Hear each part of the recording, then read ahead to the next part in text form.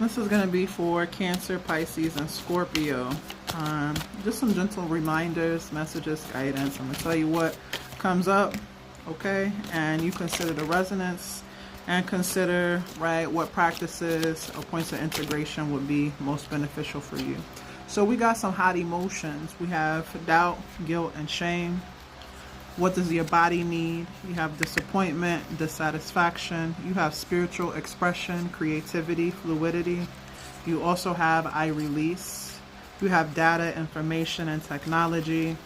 I expect, spirit of the wind, grief and loss. Check your insecurities. So for some of you, maybe tending some grief, loss. Grief isn't just specific to a loved one transitioning. It could be a life transition. It could be a relational transition or departure. It could be a shift in terms of our expectancy. It could be we remember something that happened to us and maybe we didn't have the capacity to feel how we needed to feel then, but in retrospect, sometimes the things that were overlooked or the emotions that are repressed, those things come up. They can bubble to the surface so that you can clear it out. I release. What is something that you're carrying in your heart, that you've been carrying in your spirit, that you had on your mind, that you need to release? And sometimes we gotta let some things go multiple times. Sometimes the release happens in phases and stages. Sometimes it's a physical release, it's an emotional release, it's a spiritual release, it's a creative release. This release also isn't just about getting rid of something, but for some of you might be publishing something.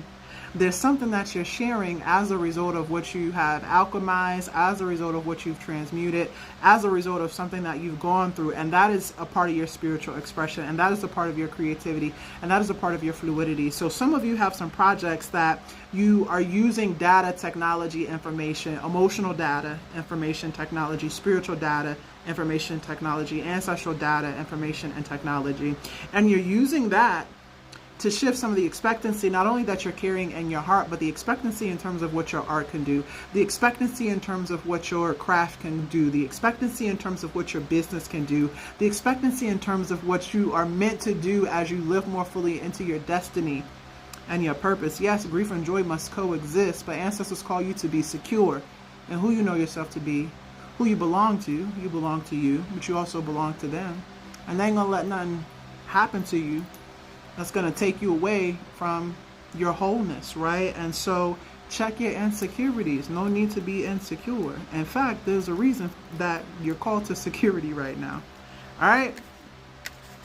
That's all I